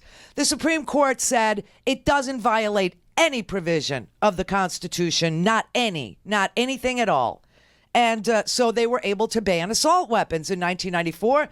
Congress let it expire in 2014, and that's why they start talking about background checks again in 2014. Meanwhile, they haven't done it.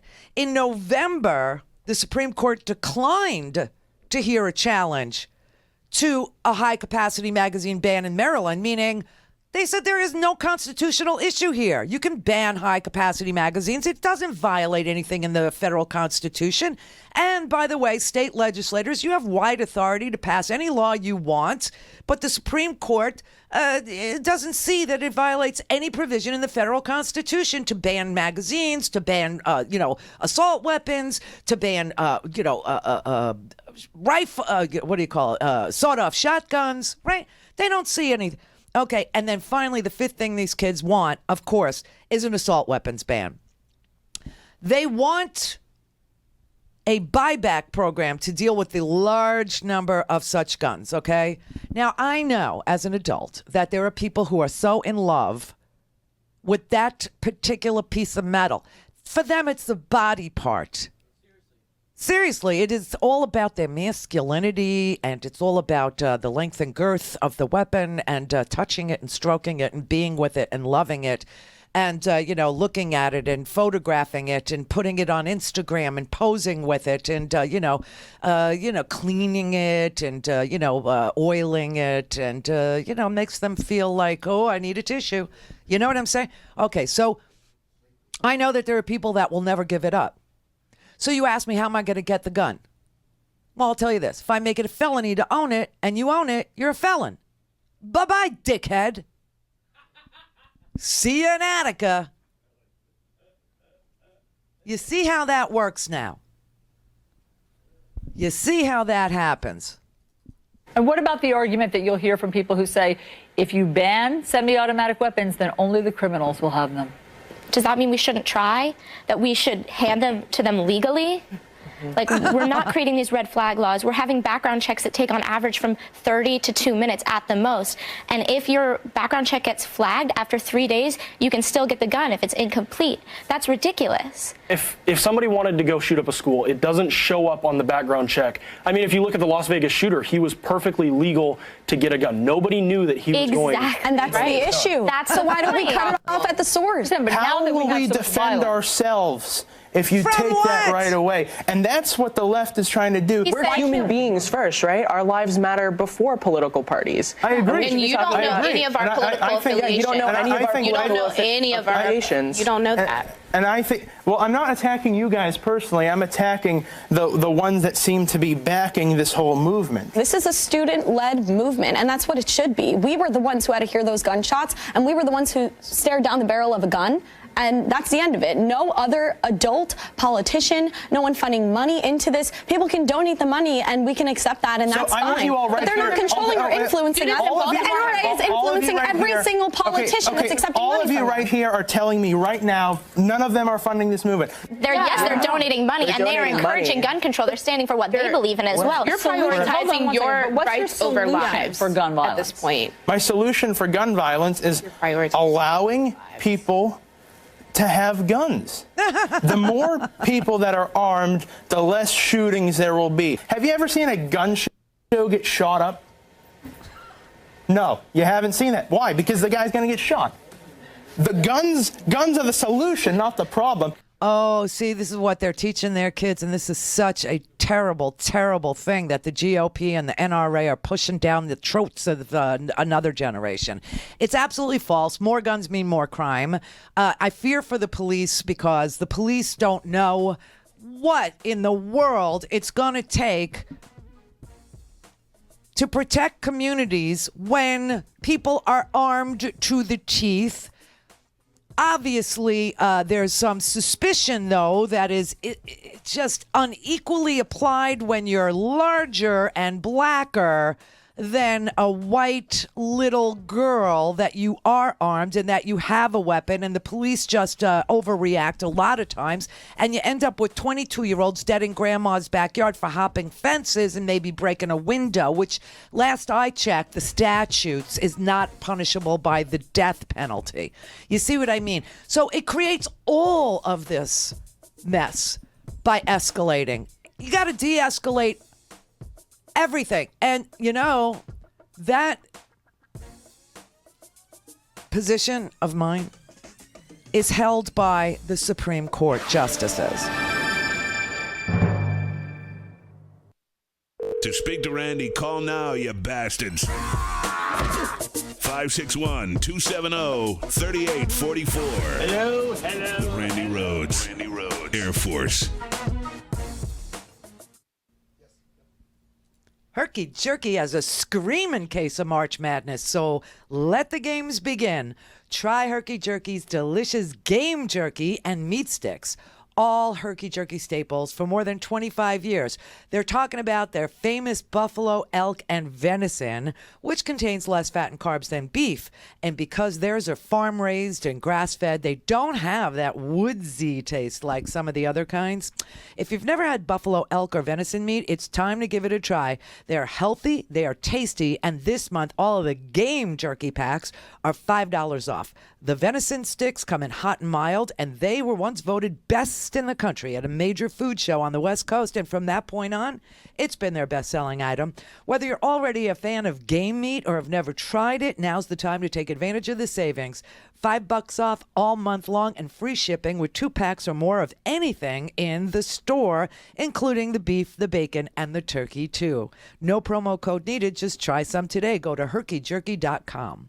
Whether you're listening to me, Mark Levine, each Monday and Wednesday, or me, Leslie Marshall, each Tuesday, Thursday, and Friday, you can hear us 3 to 4 p.m. Eastern Time on the Progressive Voices Network. Here's a sample of what you'll hear. Tom Steyer's in the house. He's founder of Need to Impeach and Next Gen America, your Need to Impeach campaign. What was it that set you off to do this? It wasn't something that I sought out to do. It just seemed like, my goodness gracious, no one seems willing to tell this incredibly important truth, which is that we have a president who's breaking the law on a daily basis, who is dangerous to us, who does not do his job as commander-in-chief, and for some reason, other elected officials don't want to call him out on it.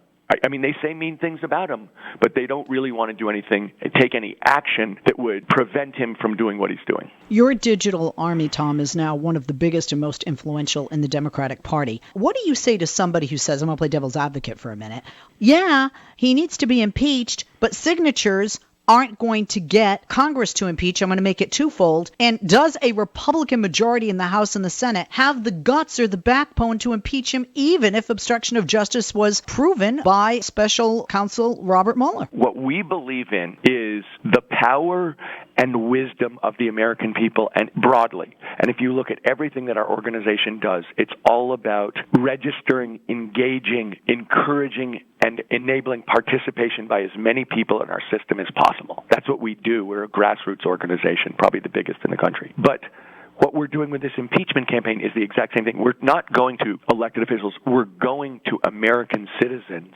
and saying, if you agree with us, put your name down, because together our voice really matters. Because the truth of the matter is, this isn't a partisan campaign, it's a patriotic campaign. The fact of the matter is, if Mr. Trump were impeached and convicted and thrown out of office, the President of the United States would be Mike Pence, a Republican. What we're saying is, the only way that Mr. Trump will get thrown out of office is not because elected officials decide on it, even though technically that's how it works. The way that he'll get thrown out of office is if the American people, on a broad basis, say, he has broken his faith with us, and he has to go because he is not representing us, and he is dangerous to us.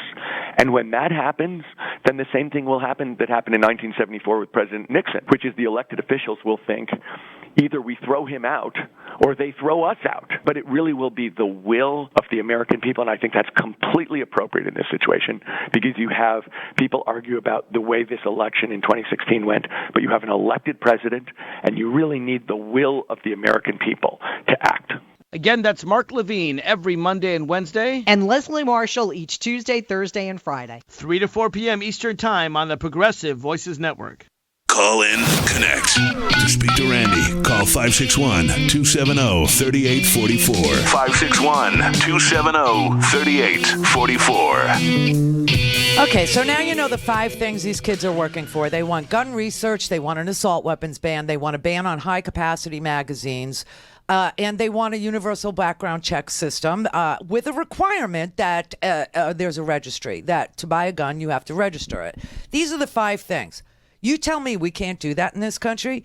It doesn't violate any portion of the U.S. Constitution, and I know that because I've read every single decision by the Supreme Court with regard to guns. And it was only in 2008 when Antonin Scalia penned the 5-4 decision on the D.C. versus Heller, and Heller was handpicked, okay?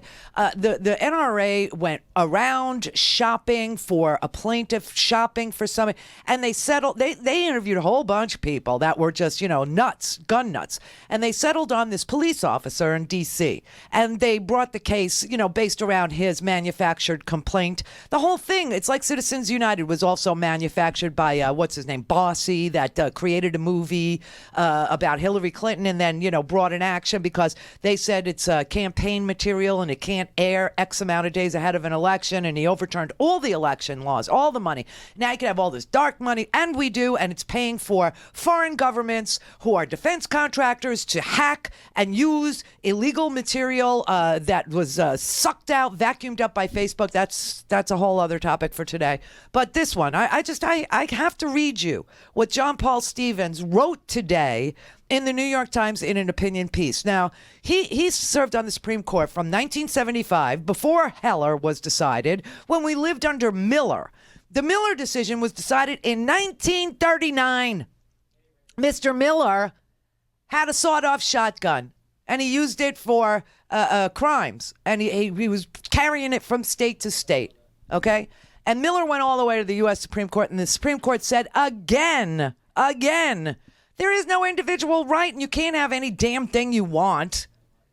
They said point blank, when the Second Amendment was written, it had everything to do with an American male's duty, just American men, between the ages of 18 and 45. Their duty to be the militia for the preservation of their state. That was the law for all those years. So he served from 75 to 2010. So he lived through living under Miller and then Antonin Scalia's perversion of the Constitution. So today he wrote, I'm just going to read this to you. And there's another one, too, that he wrote back in 2014 when the assault weapons ban expired. Okay. But this is from today. He wrote, rarely in my lifetime have I seen the type of civic engagement school children and their supporters demonstrated in Washington and other major cities throughout the country this past Saturday. These demonstrations demand our respect. They reveal the broad public support for legislation to minimize the risk of mass killings of school children and others in our society. That support is a clear sign to lawmakers to enact legislation prohibiting civilian ownership of semi-automatic weapons, increasing the minimum age to buy a gun from 18 to 21 years old, and establishing more comprehensive background checks on all purchasers of firearms. But the demonstrators should seek more effective and longer-lasting reform. That's why I started by telling you the 5 things these kids want, because none of them is a ban on all guns, okay? None of them. But that is not what a Republican justice of the Supreme Court had to say today. He said the demonstrators should seek more effective and more lasting reform. They should demand a repeal of the Second Amendment. Republican. Concern that a national standing army might pose a threat to the security of the separate states led to the adoption of that amendment, which provides that, quote, a well-regulated militia being necessary to the security of a free state, the right of the people to keep and bear arms shall not be infringed. Today, that concern is a relic of the 18th century. And this is what I've been telling you for weeks now, okay? For weeks. For over 200 years after the adoption of the Second Amendment, it was uniformly understood as not placing any limit on either federal or state authority to enact gun control legislation. In 1939, the Supreme Court unanimously held that Congress could prohibit the possession of a sawed-off shotgun because that weapon had no reasonable relation to the preservation or efficiency of a well-regulated militia. During the years when Warren Burger was our Chief Justice from 1969 to 1986, no judge, federal or state, expressed any doubt as to the limited coverage of that amendment. When organizations like the National Rifle Association disagreed with that position and began their campaign claiming that federal regulation of firearms somehow curtailed Second Amendment rights, Chief Justice Burger publicly characterized the NRA as, quote, perpetrating one of the greatest pieces of fraud, I repeat, fraud, on the American public by special interest groups that I have ever seen in my lifetime. And you know, I always have that little clip handy. If I were writing the Bill of Rights now, there wouldn't be any such thing as the Second Amendment. Which says? That a well-regulated militia being necessary for the defense of the state, the people's rights to bear arms. This has been the subject of one of the greatest pieces of fraud, I repeat the word fraud, on the American public by special interest groups that I have ever seen in my lifetime. Now just look at those words. There are only 3 lines to that amendment. A well-regulated militia. If the militia, which was going to be the state army, was going to be well-regulated, why shouldn't 16 and 17 and 18 or any other age persons be regulated in the use of arms the way an automobile is regulated? Yeah, it was wholly, associated with the duty of an 18 to 45-year-old male to be the well-regulated militia for the preservation of the free state. Except now we have that, and it's called the National Guard. Anyway, Chief Justice Burger publicly characterized the NRA as perpetrating one of the greatest pieces of fraud, I repeat, fraud, on the American public by special interest groups that I have ever seen in my lifetime. Then, in 2008, the Supreme Court overturned Chief Justice Burger's and others' long-settled understanding of the Second Amendment's limited reach by ruling in District of Columbia versus Heller that there was an individual right to bear arms. I was among the 4 dissenters. That decision, which I remain convinced was wrong and certainly was debatable, has provided the NRA with a propaganda weapon of immense power. Overturning that decision via a constitutional amendment to get rid of the Second Amendment would be simple and would do more to weaken the NRA's ability to stymie legislative debate and block constructive gun control legislation than any other available option. But that simple, dramatic action would move Saturday's marchers closer to their objective than any other possible reform. It would eliminate the only legal rule that protects sellers of firearms in the United States, unlike every other market in the world. It would make our school children safer than they've been since 2008. And it would honor the memories of many, indeed far too many victims of recent gun violence.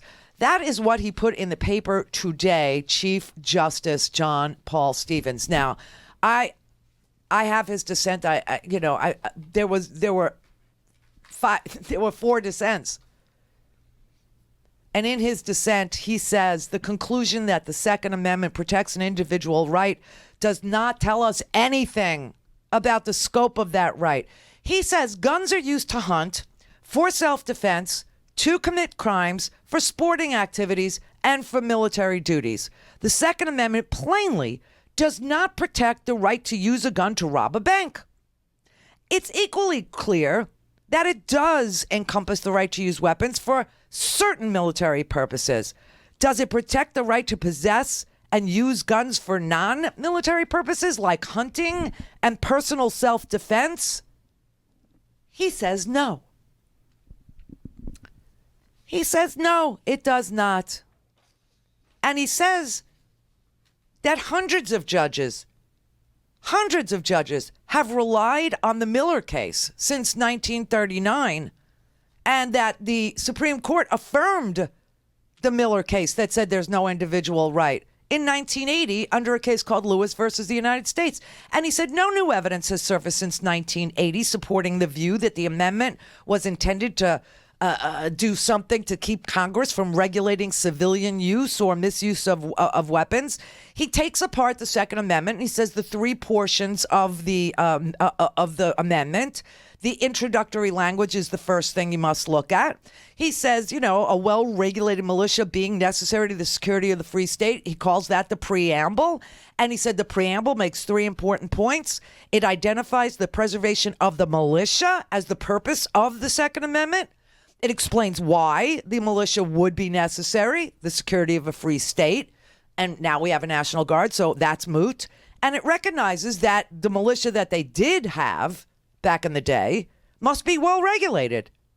He said in all 3 respects, it's comparable to provisions in several state declarations of rights that were adopted at the same time of the Declaration of Independence. And he says there are other states that decided to give that right to their state citizens. So he brings up Pennsylvania. And he says the reason why Pennsylvania had to write their own constitution this way is because our federal constitution doesn't give you a right to self-defense and doesn't give you a right to hunt. And he said, so the state declarations in certain states, and Pennsylvania is one of them, they wrote into the state constitution, the people have a right to bear arms for the defense of themselves and the state. And they also put in, the inhabitants of this state shall have the liberty to fowl and hunt in seasonable times on the lands they hold.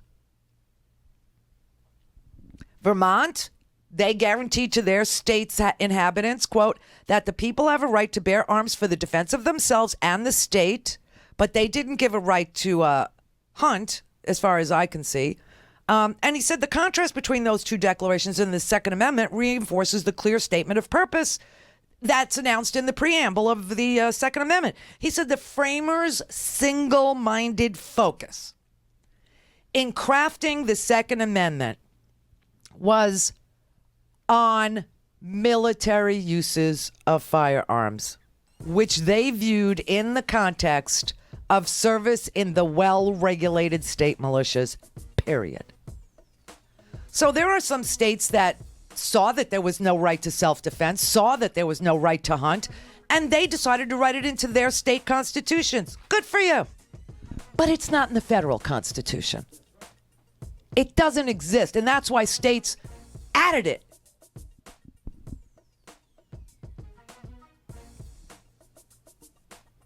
He said the operative provision of the Second Amendment is its stated purpose.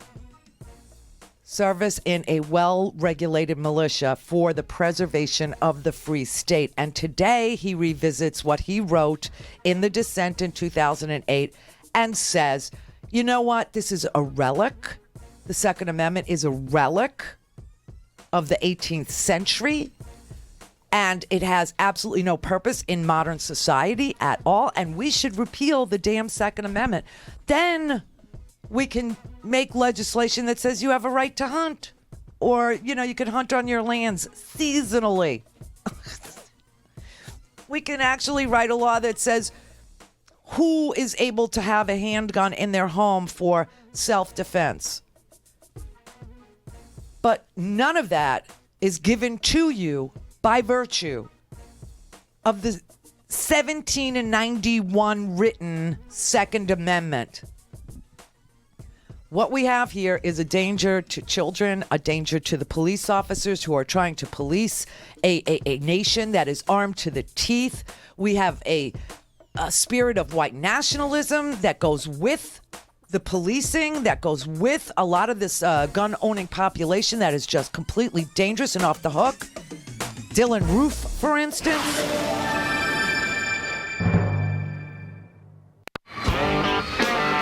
For a commercial-free, on-demand, whenever, wherever listening experience, visit randyrhodes.com for your personal premium podcast today. Now, the top of the hour on the Progressive Voices channel on TuneIn presents the Green News Report. The implications of living in the nation's oil and gas capital became all too clear after Hurricane Harvey slammed Houston last August. Hurricane Harvey's toxic legacy much worse than publicly revealed. EPA Administrator Scott Pruitt gives another gift to the auto industry. Plus, I will never sign another bill like this again. I'm not going to do it again. Massive omnibus bill has good news for national parks, firefighting, and a tiny village in Alaska. All of that surprising good news and more straight ahead. From BradBlog.com, I'm Brad Friedman. And I'm Desi Doyen. Stand by for 6 minutes of independent green news, politics, analysis, and snarky comment. This is all you really need to know about climate change. Number one, it's real. Number two, man-made emissions caused it. And number three, that's why women need to rule the world. Man Slam. This is your Green News Report. I'm sick of cleaning up after you guys.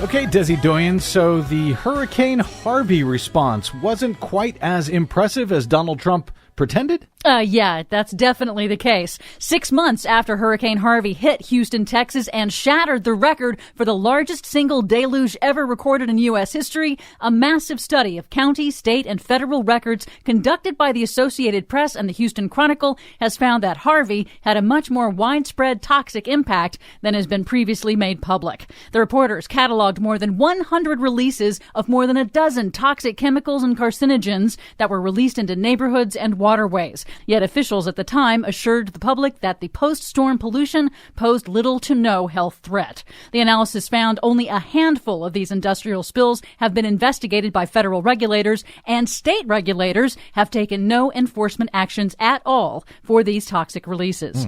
Meanwhile, a heads up, Bloomberg News reports that Environmental Protection Agency Administrator Scott Pruitt will soon begin the formal process of aggressively weakening fuel economy standards that were set under the Obama administration. This would be for new vehicles starting in 2022, and to which automakers had already agreed to do back in 2012. I guess this is because Trump voters enjoy paying more for their gas? Yes, apparently so. These standards would have decreased air pollution and greenhouse gas emissions and saved consumers money, but now they won't, thanks to intense lobbying from the U.S. auto industry. And Pruitt also indicated that he may try to strip the state of California of its special waiver to maintain tougher air pollution standards under the Clean Air Act, which a number of states have also adopted. California is not, the arbiter of these issues. The EPA, the DOT, and others make those decisions. California contributes as well, but that shouldn't and can't dictate to the rest of the country what these levels are going to be. I feel like I remember this story, have seen it before. This is what happened when the George W. Bush administration came in, and they challenged California's more stringent environmental protection standards. and they won at the time in the Supreme Court.